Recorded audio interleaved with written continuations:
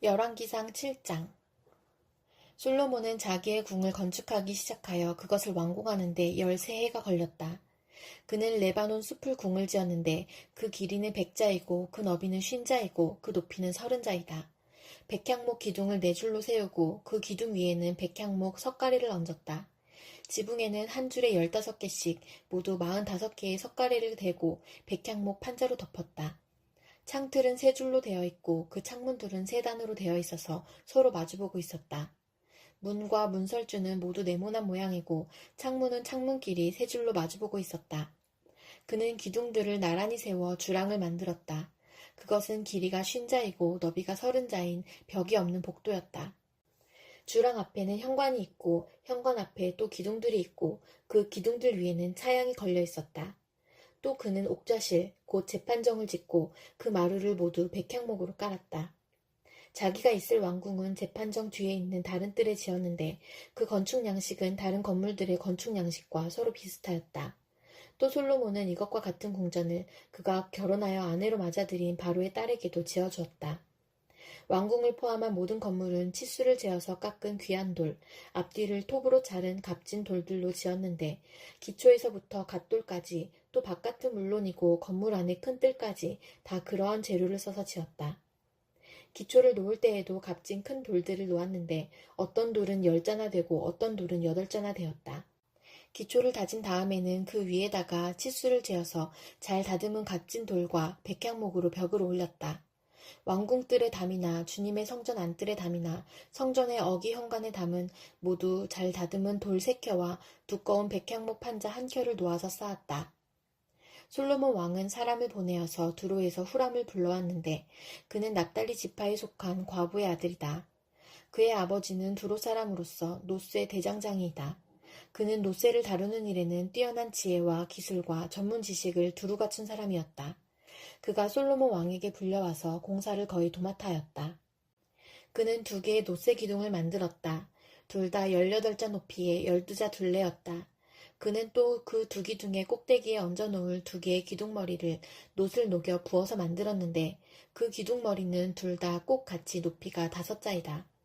기둥 꼭대기에 얹은 기둥머리를 장식하려고 바둑판 모양으로 얽은 그물과 사슬 모양의 고리를 각각 7개씩 만들었다.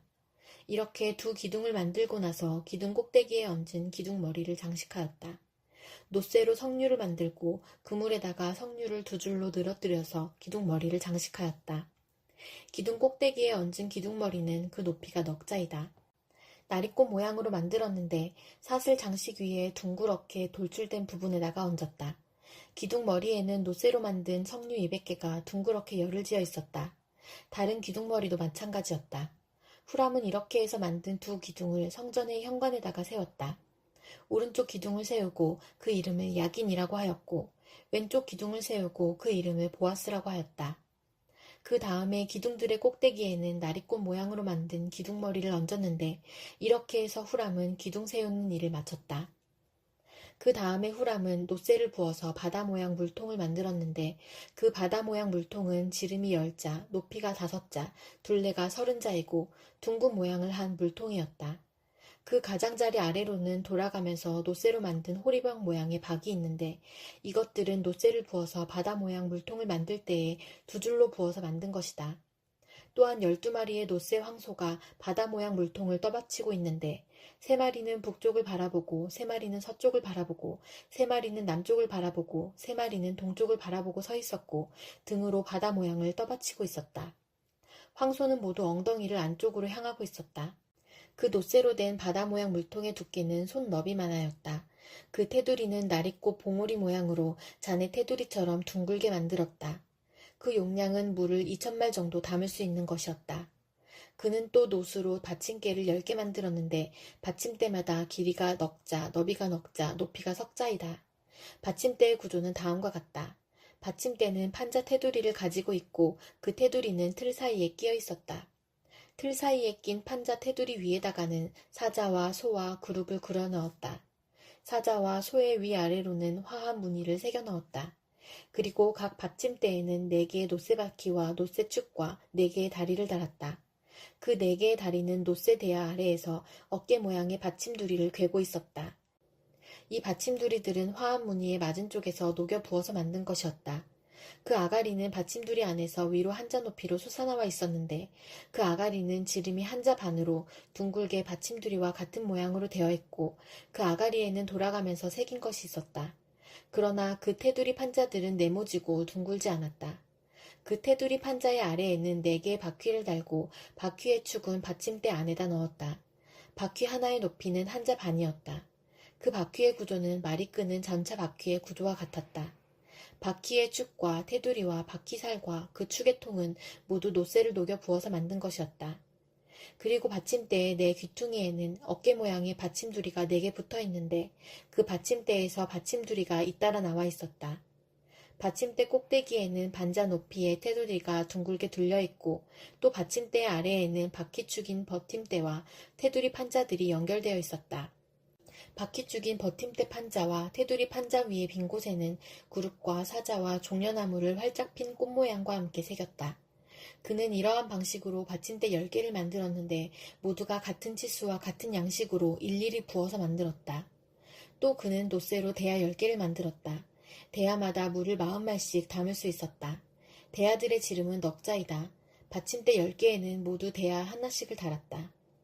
받침대 5개는 성전의 오른쪽에, 5개는 성전의 왼쪽에 놓았고 바다 모양 물통은 성전 오른쪽에 동남쪽 모퉁이에 놓았다. 후람은 또 솥과 부삽과 피 뿌리는 대접을 만들었다. 이렇게 후람은 솔로몬 왕이 주님의 성전에다가 해놓으라고 시킨 모든 일을 마쳤다.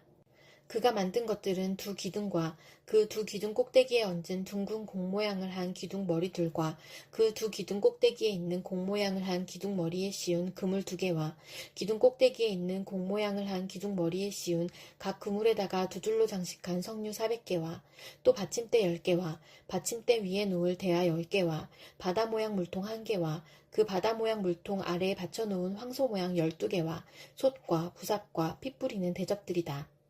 후람이 솔로몬 왕을 도와서 만든 주님의 성전의 이 모든 기구는 모두 광택나는 노쇠로 만든 것이다.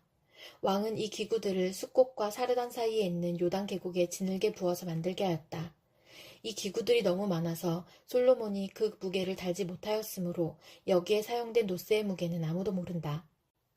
솔로몬은 또 주님의 성전에다가 둘 기구를 만들었는데 곧 금제단과 빵을 늘 차려놓는 금으로 만든 상과 또 등잔대들, 곧 지성소 앞에 오른쪽에 5, 왼쪽에 5개씩 놓을 순금 등잔대들과 금으로 만든 꽃장식과 등잔과 부집게와 순금으로 된 잔과 심지 다듬는 집게와 피 뿌리는 대접과 향로와 불 옮기는 그릇과 내실, 곧 지성소 문에 다는 금돌저기와 성전의 바깥문에 다는 금돌저기들이다. 이렇게 해서 솔로몬 왕은 주님의 성전을 짓는 모든 일을 완성하였다. 솔로몬은 그의 아버지 다윗이 거룩하게 구별해서 바친 성물, 곧 은과 금과 기구들을 가져다가 주님의 성전 창고에 넣었다. 에베소서 4장. 그러므로 주님 안에서 갇힌 몸이 된 내가 여러분에게 권합니다. 여러분은 부르심을 받았으니 그 부르심에 합당하게 살아가십시오. 겸손함과 온유함으로 깍듯이 대하십시오. 오래 참음으로써 사랑으로 서로 용납하십시오. 성령이 여러분을 평화의 띠로 묶어서 하나가 되게 해주신 것을 힘써 지키십시오. 그리스도의 몸도 하나요, 성령도 하나입니다. 이와 같이 여러분도 부르심을 받았을 때에 그 부르심의 목표인 소망도 하나였습니다. 주님도 한 분이시요, 믿음도 하나요, 세례도 하나요, 하나님도 한 분이십니다. 하나님은 모든 것의 아버지시요, 모든 것 위에 계시고 모든 것을 통하여 계시고 모든 것 안에 계시는 분이십니다. 그러나 하나님께서는 우리 각 사람에게 그리스도께서 나누어 주시는 선물의 분량을 따라서 은혜를 주셨습니다. 그러므로 성경에 이르시기를 그분은 높은 곳으로 올라가셔서 포로를 사로잡으시고 사람들에게 선물을 나누어 주셨다 합니다. 그런데 그분이 올라가셨다고 하는 것은 먼저 그분이 땅의 낮은 곳으로 내려오셨다는 것을 말하는 것이 아니고 무엇이겠습니까? 내려오셨던 그분은 만물을 충만하게 하시려고 하늘의 가장 높은 데로 올라가신 바로 그분이십니다. 그분이 어떤 사람은 사도로, 어떤 사람은 예언자로, 어떤 사람은 복음 전도자로, 또 어떤 사람은 목사와 교사로 삼으셨습니다. 그것은 성도들을 준비시켜서 봉사의 일을 하게 하고 그리스도의 몸을 세우게 하려고 하는 것입니다. 그리하여 우리 모두가 하나님의 아들을 믿는 일과 아는 일에 하나가 되고 온전한 사람이 되어서 그리스도의 충만하심의 경지에까지 다다르게 됩니다. 우리는 이 이상 더 어린아이로 있어서는 안 됩니다. 우리는 인간의 속임수나 강교한 술수에 빠져서 온갖 교훈의 풍조에 흔들리거나 이리저리 밀려다니지 말아야 합니다. 우리는 사랑으로 진리를 말하고 살면서 모든 면에서 자라나서 머리가 되시는 그리스도에게까지 다다라야 합니다. 온 몸은 머리이신 그리스도께 속해 있으며 몸에 갖추어져 있는 각 마디를 통하여 연결되고 결합됩니다. 각 지체가 그 맡은 분량대로 활동함을 따라 몸이 자라나며 사랑 안에서 몸이 건설됩니다. 그러므로 나는 주님 안에서 간곡히 권고합니다. 이제부터 여러분은 이방 사람들이 허망한 생각으로 살아가는 것과 같이 살아가지 마십시오. 그들은 자기들 속에 있는 무지와 자기들의 마음의 완고함 때문에 지각이 어두워지고 하나님의 생명에서 떠나 있습니다. 그들은 수치의 감각을 잃고 자기들의 몸을 방탕에 내맡기고 탐욕을 부리며 모든 더러운 일을 합니다. 그러나 여러분은 그리스도를 그렇게 배우지는 않았습니다. 여러분이 예수 안에 있는 진리대로 그분에 관해서 듣고 또 그분 안에서 가르침을 받았으면 여러분은 지난날의 생활 방식대로 허망한 욕정을 따라 살다가 썩어 없어질 그 옛사람을 벗어버리고 마음의 영을 새롭게 하여 하나님의 형상을 따라 참 의로움과 참 거룩함으로 지으심을 받은 새 사람을 입으십시오. 그러므로 여러분은 거짓을 버리고 각각 자기 이웃과 더불어 참된 말을 하십시오. 우리는 서로 한 몸의 지체들입니다. 화를 내더라도 죄를 짓는 데까지 이르지 않도록 하십시오. 해가 지도록 노여움을 품고 있지 마십시오. 악마에게 틈을 주지 마십시오. 도둑질하는 사람은 다시는 도둑질하지 말고 수고를 하여 제 손으로 떳떳하게 벌이를 하십시오. 그리하여 오히려 궁핍한 사람들에게 나누어 줄 것이 있게 하십시오. 나쁜 말은 입 밖에 내지 말고 덕을 세우는 데에 필요한 말이 있으면 적절한 때에 해서 듣는 사람에게 은혜가 되게 하십시오. 하나님의 성령을 슬프게 하지 마십시오. 여러분은 성령 안에서 구속의 날을 위하여 인치심을 받았습니다. 모든 악독과 격정과 분노와 소란과 욕설은 모든 악의와 함께 내버리십시오. 서로 친절히 대하며 불쌍히 여기며 하나님께서 그리스도 안에서 여러분을 용서하신 것과 같이 서로 용서하십시오. 에스겔 37장. 주님께서 권능으로 나를 사로잡으셨다. 주님의 영이 나를 데리고 나가서 골짜기의 한가운데 나를 내려놓으셨다. 그런데 그곳에는 뼈들이 가득히 있었다. 그가 나를 데리고 그 뼈들이 널려있는 사방으로 다니게 하셨다. 그 골짜기의 바닥에 뼈가 대단히 많았다. 보니 그것들은 아주 말라 있었다. 그가 내게 물으셨다. 사람아, 이 뼈들이 살아날 수 있겠느냐? 내가 대답하였다. 주 하나님, 주님께서는 아십니다. 그가 내게 말씀하셨다. 너는 이 뼈들에게 대언하여라. 너는 그것들에게 전하여라. 너희 마른 뼈들아, 너희는 나 주의 말을 들어라. 나 주 하나님이 이 뼈들에게 말한다. 내가 너희 속에 생기를 불어넣어 너희가 다시 살아나게 하겠다. 내가 너희에게 힘줄이 뻗치게 하고 또 너희에게 살을 입히고 또 너희를 살갗으로 덮고 너희 속에 생기를 불어넣어 너희가 다시 살아나게 하겠다. 그때야 비로소 너희는 내가 주인 줄 알게 될 것이다. 그래서 나는 명을 받은 대로 대언하였다. 내가 대언을 할 때에 무슨 소리가 났다. 보니 그것은 뼈들이 서로 이어지는 요란한 소리였다. 내가 바라보고 있으니 그 뼈들 위에 힘줄이 뻗치고 살이 오르고 살 위로 살갗이 덮였다. 그러나 그들 속에 생기가 없었다. 그때에 그가 내게 말씀하셨다. 사람아, 너는 생기에게 대언하여라. 생기에게 대언하여 이렇게 일러라. 나 주 하나님이 너에게 말한다. 너 생기야. 사방에서부터 불어와서 이 살해당한 사람들에게 불어서 그들이 살아나게 하여라. 그래서 내가 명을 받은 대로 대언하였더니 생기가 그들 속으로 들어갔고 그래서 그들이 곧 살아나 제 발로 일어나서 서는데 엄청나게 큰 군대였다. 그때에 그가 내게 말씀하셨다. 사람아, 이 뼈들이 바로 이스라엘 온 족속이다. 그들이 말하기를 우리의 뼈가 말랐고 우리의 희망도 사라졌으니 우리는 망했다 한다. 그러므로 너는 대언하여 그들에게 전하여라. 나 주 하나님이 말한다. 내 백성아, 내가 너희 무덤을 열고 무덤 속에서 너희를 이끌어내고 너희를 이스라엘 땅으로 들어가게 하겠다. 내 백성아, 내가 너희의 무덤을 열고 그 무덤 속에서 너희를 이끌어낼 그때에야 비로소 너희는 내가 주인 줄 알 것이다. 내가 내 영을 너희 속에 두어서 너희가 살 수 있게 하고 너희를 너희의 땅에 데려다가 놓겠으니 그때야 비로소 너희는 나 주가 말하고 그대로 이룬 줄을 알 것이다. 나 주의 말이다. 주님께서 내게 말씀하셨다. 너 사람아, 너는 막대기 하나를 가져다가 그 위에 유다 및 그와 연합한 이스라엘 자손이라고 써라. 막대기를 또 하나 가져다가 그 위에 에브라임의 막대기 곧 요셉 및 그와 연합한 이스라엘 온 족속이라고 써라. 그리고 두 막대기가 하나가 되게 그 막대기를 서로 연결시켜라.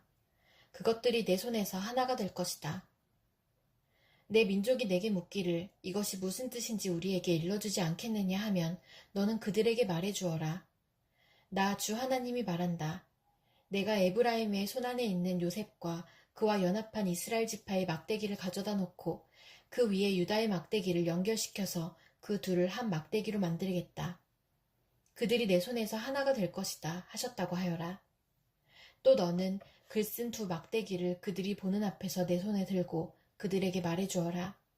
나 주 하나님이 말한다. 이스라엘 백성이 들어가 살고 있는 그 여러 민족 속에서 내가 그들을 데리고 나오며 사방에서 그들을 모아다가 그들의 땅으로 데리고 들어가겠다. 그들의 땅 이스라엘의 산 위에서 내가 그들을 한 백성으로 만들고 한 임금이 그들을 다스리게 하며 그들이 다시는 두 민족이 되지 않고 두 나라로 갈라지지 않을 것이다.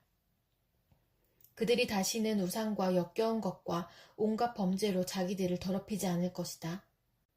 그들이 범죄한 그 모든 곳에서 내가 그들을 구해내어 깨끗이 씻어주면 그들은 내 백성이 되고 나는 그들의 하나님이 될 것이다. 내 종 다윗이 그들을 다스리는 왕이 되어 그들 모두를 거느리는 한 목자가 될 것이다. 그들은 내 규례를 지키며 살고 내 율례를 지켜 실천할 것이다. 그때에는 내가 내 종 야곱에게 준 땅, 곧 그들의 조상이 살던 땅에서 그들이 살게 될 것이다. 그 땅에서 그들과 그 자자손손이 영원히 거기에서 살 것이며 내 종 다윗이 그들의 영원한 왕이 될 것이다. 내가 그들과 평화의 언약을 세워서 영원한 언약을 삼을 것이다. 내가 그들을 튼튼히 세우며 번성하게 하며 내 성소를 그들 한가운데 세워서 영원히 이어지게 하겠다.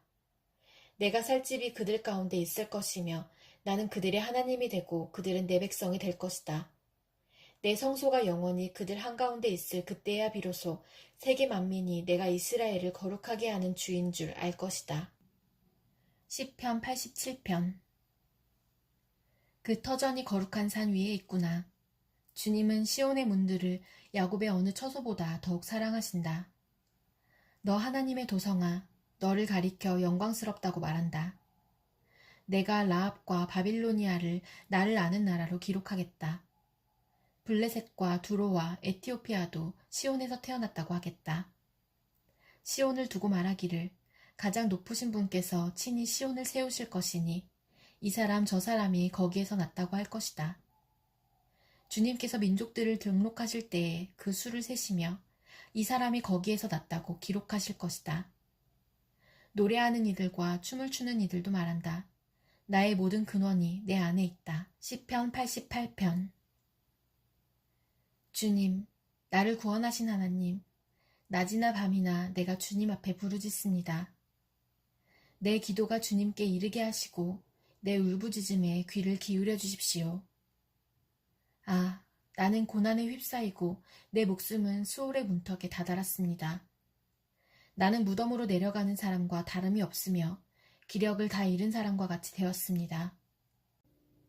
이 몸은 또한 죽은 자들 가운데 버림을 받아서 무덤에 누워있는 살해된 자와 같습니다.